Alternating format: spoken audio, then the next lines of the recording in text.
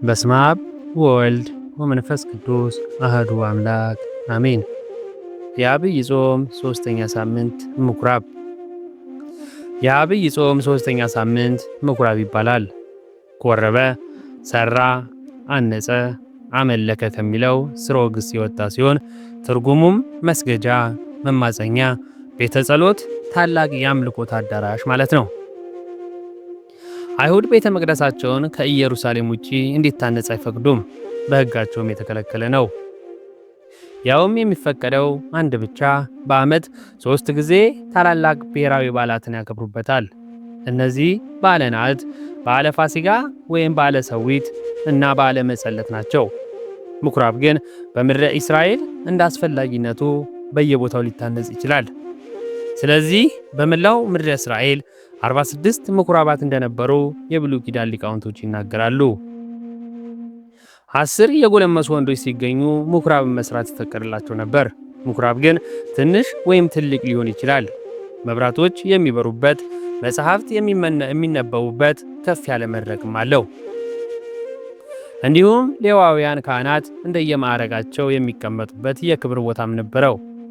ጌታችን ለደቀ መዛሙርቱ ከፈሪሳውያን የግብዣ ሕይወት እንዲርቁ ባስጠነቀቀበት አንቀጽ ላይ እነርሱ በምኵራብ የከበሬታ ወንበርን በገበያም ሰላምታን መምህር ሆይ ተብለው እንዲጠሩ ይወዳሉ፣ እናንተ ግን መምህር ተብላችሁ አትጠሩ ሲል እንደ ፈሪሳውያን ከንቱ ውዳሴ ወዳጆች እንዳይሆኑ ሐዋርያትን መክሯቸዋል። ስለዚህ ምኵራብ ሌዋውያንን ክብራቸውን የሚያሳዩበት የተለየ ቦታ እንደነበራቸውም እንገነዘባለን።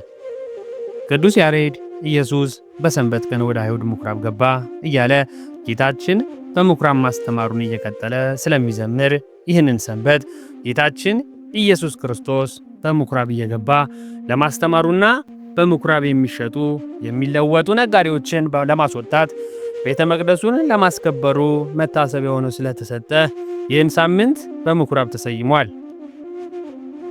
ጌታችን በምድር ሲመላለስ ከዚህ ቀደም በምኵራባቸው ተሰምቶ የማይታወቅ የወንጌል ትምህርት እንዳስተማራቸውና ዕውራን እንዲያዩ ደንቆሮችም እንዲሰሙና ዲዳዎችም እንዲናገሩ በማድረግ ሙታንን በማስነሳት የተለያየ ተአምሮቶችን በማድረግ የወንጌልን ኃይል ስለማሳየቱ ይተረክበታል። በምኵራብ ሐዋርያት አይሁድ በተበተኑባቸው ቦታዎች ሆኑ በኢየሩሳሌም ሲዘዋወሩ አስቀድመው ወደ ምኵራባቸው ገብተው ወንጌልን ያስተምሩ ነበረ። ቀዳሚ ሰማዕት ቅዱስ እስጢፋኖስ ጸጋንና ኃይልን ተሞልቶ በሕዝቡ መካከል ድንቅና ታላቅ ምልክትን ያደርግ ነበር። የነጻ አውጪዎች ከተባለችው የምኵራብ በቀሬናና በእስክንድሪያ በኪልቅያና በኢስያ በነበሩት አንዳንዶች ተነስተው ይከራከሩት ነበር። ሆኖም የሚናገርበትን ጥበብና መንፈስ ይቃወሙ ዘንድ አልቻሉም። አባቶቻችን ሐዋርያት ወደ ምኵራብ ገብተው በአይሁድና ከግሪክ ሰዎች እስኪያምኑ ድረስ ብዙዎች ይናገሩ፣ ያላመኑት አይሁዶች ግን የአሕዛብን ልብ በሐዋርያት ላይ በክፉ ያነሳሱ ነበረ። የሀገሩን ሰርዶ በሀገሩ በሬ እንዲሉ ሐዋርያት ቅዱስ ጳውሎስ ከፈሪሳውያን ጋር በአንድ ወንበር ተምሮ ሕገ ኦሪትን ጠንቅቆ ያውቅ ሊቀ ኦሪት የነበረ በምኵራብ እየተገኘ ያስተምር ነበረ። ወደ ክርስትናው ዓለም ከተቀላቀለ በኋላ ለምኵራብ አዲስ ባለመሆኑ አልፎ አልፎ በሰንበት ወደ ምኵራብ እየገባ ወንጌልን ለአይሁድ ሊቃናትና ለግሪክ ጠበብቶች ስለ ክርስቶስ ያስረዳቸው ነበረ። ይህ ሐዋርያ ከማመኑ በፊት ክርስቲያኖችን የሚያሳድድበትን ደብዳቤ በካህናት አለቆች እንዳልጸፈ ለየምኵራባቸው ያሰራጭ ነበር። በኋላ ግን ራሱ ክርስቶስ ሆኖ ከሚሰደዱት ወገን ተቆጠረ። ነገር ግን ሳይፈራ በድፍረት ሳይዋሽ በእውነት ፍጡር ያልኩት ኢየሱስ ክርስቶስ ለካ ፈጣሪ ኖሯል፣ ክርስቲያኖች በእውነት ቅዱሳን ናቸው ብሎ በምኵራብ የሚሰብክ ጀመረ። ሐዋርያው ቅዱስ ጳውሎስ ወደ ኤፌሶን ሄዶ ወንጌልን በሚሰብክበት ጊዜ ወደ ምኵራብ እየገባ ያስተምር እንደነበረ ወንጌላዊ ሉቃስ እንዲህ ይዘግቦልናል። ወደ ምኵራብም ገብቶ ስለ እግዚአብሔር መንግሥት እየተናገሩና እያስረዳቸው 3 ወር ያህል በግልጽ ይናገር ነበረ። ሐዋርያት ሥራ ምዕራፍ 19 ቁጥር 8 ላይ። በምኵራብ ምን አይነት አገልግሎት ይፈጸምበት ነበረ? ምኵራብ ከቤተ መቅደስ በብዙ መንገድ ይለያል። ከላይ እንዳየነው በብሉይ ኪዳን ቤተ መቅደስ ከኢየሩሳሌም ውጪ አይሰራም። በኢየሩሳሌምም ቢሆን የሚፈቀደው አንድ ብቻ ነበር። ምኩራብ ግን በየትኛውም ስፍራ መስራት ይቻል ነበረ። የሚሰራበትም ዓላማ ለሕገ ኦሪት መማሪያ፣ ቃለ እግዚአብሔር መስበኪያና እንዲሁም ማኅበራዊ ሕይወትና አይሁዳዊ ትውፊትን ማጠናከሪያ ሆኖ ያገለግል ነበረ። በየምኩራቡ ውስጥ ሕግና የነቢያት ትንቢት የተጻፈባቸው የብራና ጥቅሎች በአንድ ሳጥን ውስጥ ይቀመጣሉ። የእግዚአብሔር ቃል ሲነበብ ለሁሉም እንዲሰማ አንባቢው በተዘጋጀው ከፍ ባለ ቦታ ላይ ቆሞ የብራና ጥቅሎቹን እየተረተረ ለምዕመናነ ኦሪትን ያነብ ነበረ። የክብር ወንበሮች ከመድረኩ ፊት ለፊትም ይቀመጣሉ። በአጠቃላይ በምኩራቡ ውስጥ እነዚህ ከታች የተጠቀሱት አገልግሎት በዋናነት ይፈጸሙበታል። አንደኛ፣ ትምህርተ ኦሪት ይሰጥበታል። ሌዋውያን ዘወትር በምኩራብ እየተገኙ የኦሪት ሕግና የአበውን ታሪክ ይተርኩበታል፣ ያብራሩበታል። ለምዕመናን ኦሪትን ያስተምሩበታል። አዲስ ሕግና አዲስ ትውፊት ሲኖርም ያውጁበታል። በዚህ መሠረት ጌታችን እንደ ሌዋውያን በምኩራብ ተገኝቶ አስተምሯል። ሀብተ ፈውስ ሀብተ በረከትንም አድሏል። ወንጌላዊ ማቴዎስ ኢየሱስ በምኩራባቸው እያስተማረ የመንግሥትን ወንጌል እየሰበከ በሕዝቡም ያለውን ደዌና ሕመም ሁሉ እየፈወሰ በገሊላ ሆኖ ይዞር ነበረ ብሎ ነግሮናል። ባሕረ ጥበባት መጋቢ ምስጢራት ቅዱስ ያሬድም ትውፊትን መሠረት ይዞ ቃለ ወንጌልን ተመርክሶ ሲዘምር ቦአ ኢየሱስ ምኩራበ አይሁድ በዕለተ ሰንበት፣ ኢየሱስ በሰንበት ቀን ወደ አይሁድ ምኩራብ ገባ፣ ከመሥዋዕት ይልቅ ምጽዋትን እመርጣለሁ እያለ የሃይማኖትን ቃል አስተማረ በማለት በምኩራብ ከሚሰጡት አገልግሎቶች አንዱ ስብከተ ኦሪት መሆኑን መዝግቦ ያስነብበናል። ስለዚህ ምኩራብ የኦሪት ትምህርትና ትንታኔ የሚቀርብበት እንደሆነ እንረዳለን። አይሁድ ለታይታ ከሚቀመጡበት በምኩራብ ጌታችን የነጻነት ወንጌልን እንደሰበከ ሉቃስ ኢየሱስ በመንፈስ ኃይል ወደ ገሊላ ተመለሰ፣ ስለ እርሱም በዙሪያዎች ባለችው ሀገር ሁሉ ዝናው ወጣ፣ እርሱም በምኩራባቸው ያስተምራል፣ ሁሉም ያመሰግኑት ነበር። ወዳደገበትም ወደ ናዝሬት መጣ። እንደ ልማዱም በሰንበት ቀን ወደ ምኩራብ ገባ፣ ሊያነብም ተነሳ። የነቢዩን የኢሳይያስን መጽሐፍም ሰጡት። መጽሐፉንም በተረተረ ጊዜ የጌታ መንፈስ በእኔ ላይ ነው፣ ለድሆች ወንጌልን እሰብክ ዘንድ ቀብቶኛልና፣ ለታሰሩትም መፈታት፣ ለዕውሮችንም ማየት እሰብክ ዘንድ፣ የተጠቀሙትን ነፃ ወጣ ዘንድ፣ የተወደደችውን የጌታ መዓት እሰብክ ዘንድ ልኮኛል ተብሎ የተጻፈውን ስፍራ አገኘ። መጽሐፉንም ጠቅልሎ ለአገልግሎት ሰጠውና ተቀመጠ። በምኩራብም የነበሩት ሁሉ ትኩር ብሎ ይመለከቱት ነበር። እርሱም ዛሬ ይህ መጽሐፍ በጆሮአቸው ተፈጸመ ይላቸው ጀመር። ሁሉም ይመሰክሩለት ነበረ። ከአፍም ከሚወጣው ከጸጋው ቃል የተነሳ እየተደነቁ ይህ የዮሴፍ ልጅ አይደለምን ይሉ ነበረ። እርሱም ያለ ጥርጥር ይህ ምሳሌ ባለመድኃኒት ሆኖ ራስን ፈውስ፣ በቅፍርናሆም እንዳደረግከው የሰማነውን ሁሉ በዚህ በገዛ ሀገር ደግሞ አድርግ ትሉኛላችሁም አላቸው በማለት ከአፉ ከሚወጣው ከጸጋው ቃል የተነሳ መደነቃቸውን ጽፏልና። ቅዱስ ያሬድም አጠር ባለ መልኩ ሲገልጠው ቦአ ምኩራብክሙ ወገሠጽክሙ ያርምሙ አንክሮ፣ ወደ ምኩራብ ገባ ዝም ይሉ ዘንድ ገሥጻቸው፣ ትምህርቱን፣ የቃሉን ሞገስ፣ የነገሩን ጥፍጥና፣ የአንደበቱን ቅልጥፍና ማደነቁ ሲል ተናግሯል። ሁለተኛ፣ አምልኮትን ይፈጽሙበታል።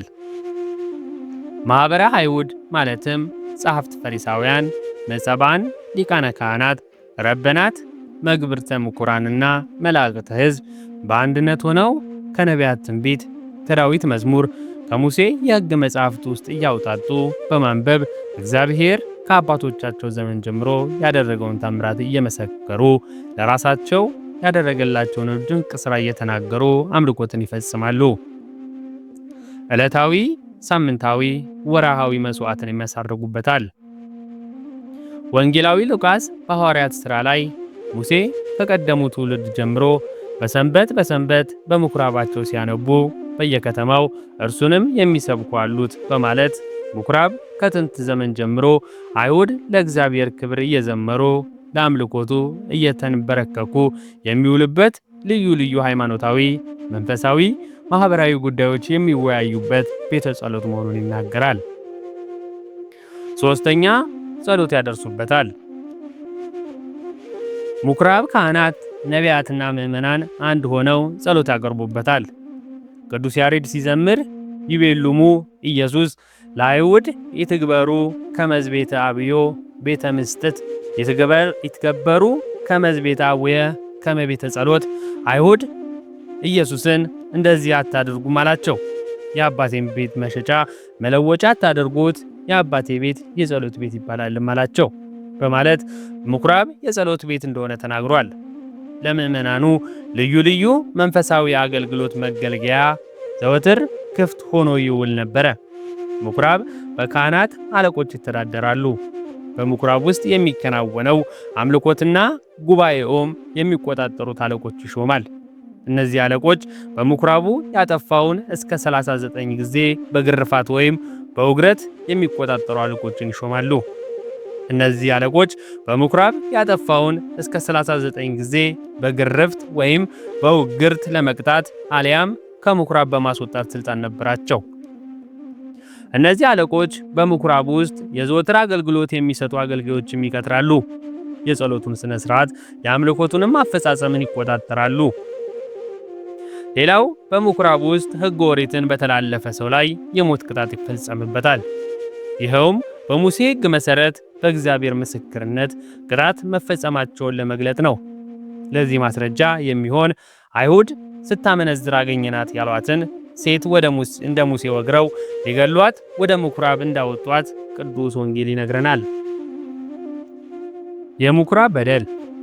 ጌታችን የእስራኤል ሕዝብ ከግብፅ ባርነት የወጡት የአይሁድ የፋሲካ በዓል በሚከበርበት ዕለት በኢየሩሳሌም ወደሚገኝ ቤተ መቅደስ ሄደ። በዚያም ቆሞ ሲመለከት የዚያ ታላቅ ቤተ መቅደስ ዙሪያና ቅጥር ግቢው በንግድ ሸቀጣሸቀጥ መደብር ተሞልቶ የእንስሳት መንጋ ታጉሮበት፣ ገንዘብ የሚለዋወጡ ነጋዴዎች ተቀምጠውበት፣ ገበያው ደርቶ ጫጫታው በርክቶ በየቦታው የደራና የተጧጧፈ ንግድ ሲካሄድበት ያያል።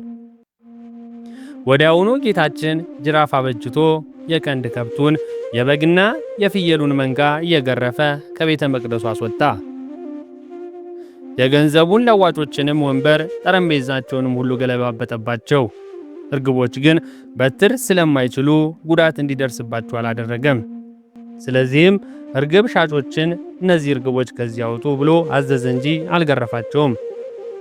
ጻድቅ ለእንስሳውም ነፍስ ይራራልና ተብሎ በምሳሌ ሰለሞን እንደተጻፈ ጌታችን ለእንስሳት ርኅራኄን አሳይቷል። የአባቴን ቤት መሸጫ መለወጫ አታድርጉት ያለውንም ቃል ጌታችን በማቴዎስ ወንጌል የሌባ ዋሻ የቀማኛ መሸሻማ አታድርጉት በማለት አጠናክሮታል። ጌታችን ይህንን ያለው የተቀማና የተሰረቀ ሁሉ ወደዚያ እያመጡ ይሸጡበት ስለነበረ ነው። ጌታችን በቤተ መቅደስ ይነግዱ የነበሩት ያስወጣቸው ስለ ቤተ መቅደሱ ተቆጭቶና ተቆርቁሮ ነበረ። ሁላችንም መድኃኔ ዓለም በደሙ ለዋጃት ቅድስት ቤተ ክርስቲያን የዚህ አይነት ቅናትና ተቆርቋሪነት ሊኖረን እንደሚገባ አብነት ሲሆነን ነው። ሕዝቡ ያንን ያደረጉትን ምክንያት አንደኛ ከሮማውያን ቀረጽ ነፃ ለመሆን፣ ሁለተኛ የጦርነት ግርግር ቢነሳ ቤተ መቅደሱን ጥግ አድርገው ለመዋጋት እንዲመቻቸው ነበረ የሚሉም አሉ። አንድም ትርጓሜ ተጽፎ እንደሚገኝ ካህናት እንኳን ሳይቀሩ የዚህን የንግድ ሥራ ተካፋዮችና ተፎካካሪዎች እንደነበሩም ይናገራሉ። ዛሬም በዘመናችን በአንዳንድ አብያተ ክርስቲያናት ዙሪያ የንግድ ተግባር ሲከናወን እንመለከታለን። ምሳሌ መጥቀስ አይጠበቅብኝም፣ ጠንቅቀን እናውቃለን ምን እየተሰራ እንዳለ። ከላይ እንደተመለከትነው ጌታችን ኢየሱስ ክርስቶስ በንግድ ሥራ ተሰማርተው የነበሩትን ሁሉ በጅራፍ እየገረፈ ከቤተ መቅደሱ ግቢ ባስወጣቸው ጊዜ የሕዝብ ተወካዮች የነበሩት ጸሐፍትና ፈሪሳውያን ወደ ጌታ ቀርበው ዙሪያውን በመክበብ እንዲህ አድርገ ገበያ የምትፈታ አንተ ማነ? ይህንን ለማድረግ እንደምትችል ምን ምልክት ታሳየናለህ? እያሉ በጥያቄ አዋከቡት። እርሱም የሰጣቸው መልስ በቅኔያዊ ቋንቋ ሸፍኖ ይህ ቤተ መቅደስ ብታፈርሱት እኔ ግን በ3 ቀን አስነሳዋለሁ የሚል ነበረ። እነርሱ ግን ሚስጥሩ ሳይገባቸው በመደናበር ይህ ቤተ መቅደስ ለመስራት እስከ 46 ዓመት ፈጅቷል፣ ታዲያ አንተ እንዴት አድርገህ ነው በ3 ቀን ውስጥ መስራት የምትችለው ብለው ጠየቁት። እርሱም ይህንን የጠየቁት ጊዜ በአንዲት ቃል ብቻ ይህንን ዓለም የፈጠረ የባሕርይ አምላክ መሆኑን ስላወቁ ነበረ። እርሱ ግን የተናገረው ዘሩባቤል ስለሰራው ቤተ መቅደስ ሳይሆን ሰቅላችሁ ብትገድሉኝ በሦስተኛውም ቀን ከሞት እነሳለሁ በማለቱ ነበረ። ሌላው ሕዝቡ ይቅርና ከራሱ ከጌታችን ጋር ሆነው 3 ዓመት ከ3 ወር የተማሩ የቆዩት ደቀ መዛሙርቱ እንኳን ይህንን ምስጢር ማስተዋል የቻሉት ጌታ በፈቃደ የሞቱን ጽዋ ተቀብሎ ወደ ከርሰ መቃብር ወርዶ ከሙታን ተለይቶ በተነሳ ጊዜ ነበረ። ጌታችን ከዚያ የፋሲካ በዓል ላይ ተገኝቶ ያደረገው ተአምርን ካዩት መካከል ብዙዎች በጌታ እንዳመኑ ቅዱስ ወንጌል ይነግረናል። ካደረጋቸው ተአምራቶች አንዱ የገንዘቡን መለዋወጫ ጠረጴዛ ሲገለባበት የተደበላለቀባቸው ገንዘብ በተአምር ለይቶ በየዕቃቸው ላይ እንዲገኝም አድርጎላቸዋል። ነገር ግን አመኑበት ይባል እንጂ ጌታችን አላመነባቸውም ነበረ። እርሱ የሰውን ግብሩን ሊነግሩት አይፈልግምና እርሱ የሰውን ልብ መርምሮ የሚያውቅ የባሕርይ አምላክ ነውና። ቅዱስ ዮሐንስ በወንጌሉ ስለ ሰው ማንነት ሊነግሩት አያሻም፣ እርሱ ራሱ ሰውን ያውቃልና እርሱ ከመሆኗ በፊት የሰውን ሐሳብ ያውቃልና ብሎ እንደጻፈው ለእርሱ ያለን ፍቅር ምን እንደሆነ ያውቃል። በአጠቃላይ በዚህ የሦስተኛው የዐቢይ ጾም ሳምንት መድኃኒታችን ኢየሱስ ክርስቶስ በምኵራብ እየገባ የወንጌልን ትምህርት እንዳስተማረ የአባቴ ቤት የጸሎት ቤት እንጂ የንግድ ቦታ አይደለም በማለት ቤተ መቅደሱ አካባቢ የሚነግዱ ነጋዴዎች ስለመገሰጹ ትምህርት የሚሰጥበት ሳምንት ነው። በነቢዩ ኢሳይያስ እንደተጻፈ ጌታ በአይሁድ ምኵራብ ገብቶ መጽሐፍ እንዲሰጡት ጠይቆ የሚደሙት ቃል ዛሬ በጆሮአችሁ የሚመፈጸሙን እንደነገራቸው ይዘከርበታል። በዚህ አንጻር ሕገ ቤተ ክርስቲያን እንዳይፈርስ፣ ሥርዓተ ቤተ ክርስቲያን እንዳይፋለስ፣ በቤተ ክርስቲያን መንፈሳዊ ነገሮች ብቻ መከናወን እንደሚገባ ሰፊ ትምህርት ይሰጥበታል። ጌታችን ወደ ቤተ መቅደስ በገባበት ጊዜ በቤተ መቅደስ ውስጥ የሚሸጡትን የሚለወጡትን ነጋዴዎች፣ ዘራፊዎችና ወንበዴዎች በጅራፍ ገርፎ ካስወጣና ከገሰጻቸው በኋላ ከእንግዲህ ቤታችን የተፈታ ይሆናል ብሎ በተናገረው ትንቢት ቃል መሰረት በመቅደሱ ሆነ በኢየሩሳሌም ከተማ ላይ የጌታ ትንቢት በአንድ ነገር ላይ ተፈጽሟል። የዛሬዋ ምኵራብ ቅድስት ቤተ ክርስቲያን ናት። ቅድስት ቤተ ክርስቲያን የአምላክ ሥጋና ደም የሚፈተትባት፣ ሰዎች ዘላለማዊ ሕይወትን የሚያገኙባት የሐዲስ ኪዳን ምኵራብ ናት። ጌታችን በቅፍርናሆም ምኵራብ የሕይወት እንጀራ እርሱ ስለመሆኑ ያስተማረባት በዚህ በሦስተኛው ሳምንት በሰፊው ይናገራል። በዘመናችን የአባቴ ቤት የጸሎት ቤት ይሆናል የሚል የድሆችና የምስኪኖች መጠጊያ ናት ተብላ የተነገረላት ቤተ ክርስቲያን ዛሬ በዘመናችን የንግድ ቤትና የወንበዴዎች ዋሻ ወደ መሆን ከተሸጋገረች ሰነባበተች።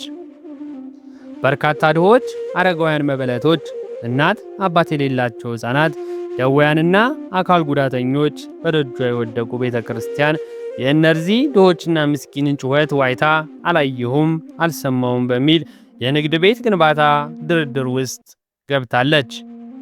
ቤተ ክርስቲያን ዙሪያዋን በንግድ ቤትና በሱቆች ተንቆጥቁጣ በገንዘብ ባህር ውስጥ እየዋኘች ሀብትና ንብረቷን በአስመሳዮች፣ በወንበዴዎች፣ በሙሰኞችና በአጭበርባሪ ነጋዴዎች እየተዘረፈ ባለበት በዚህ ወቅት በደጇ በወደቁ ድሆች ምስኪን ምዕመናን ከሚጥሉላቸው የሳንቲም ሽርፍራፊዎች፣ የልብስ እራፊ በስተቀር ቤተ ክርስቲያን ለእነዚህ ድሆች ዘላቂነት ያለው ሥራ ከመስራት ይልቅ የመቃብር ስፍራ እንኳን ሁሉ ሳይቀር እያፈረሰች የንግድ ቤትና ሱቆችን እየገነባች እያስፋፋች ትገኛለች።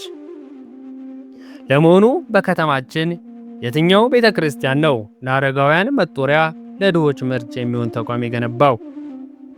በጣት ከሚቆጠሩ አብያተ ክርስቲያናት ለትውልድ ማፍለቂያ የሚሆን የትምህርት ተቋማት መገንባታቸው እሙን ነው።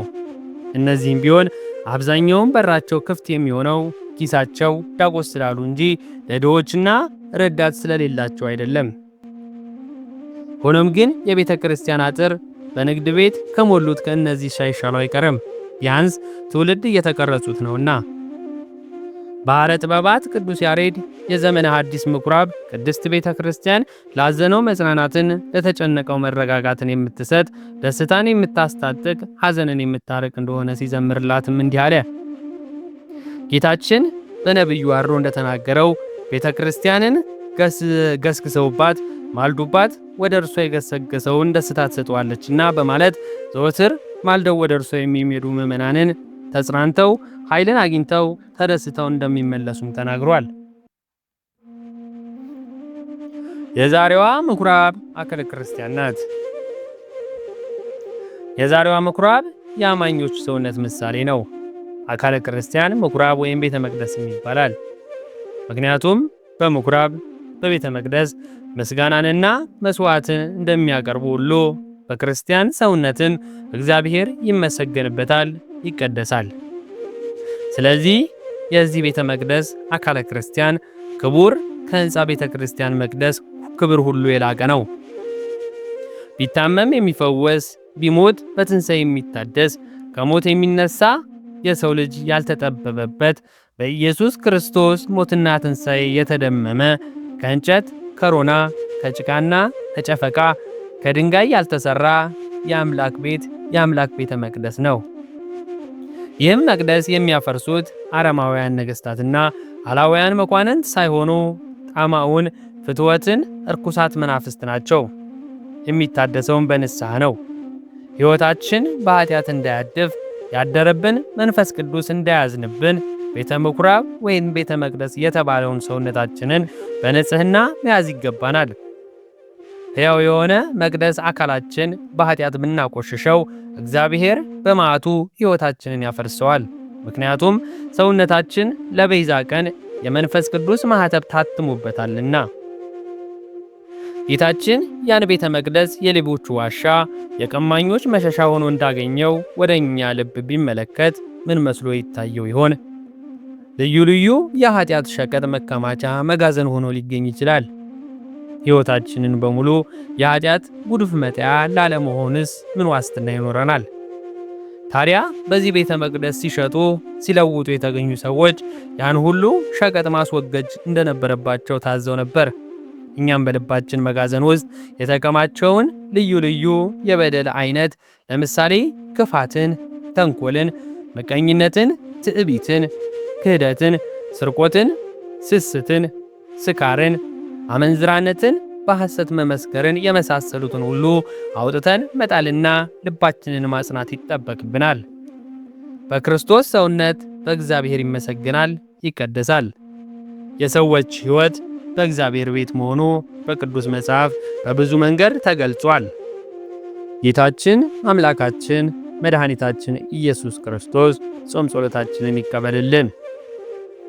በአራተኛ የዐቢይ ሳምንት አጽዋም እስከምንገናኝ ቸር ያቆየን።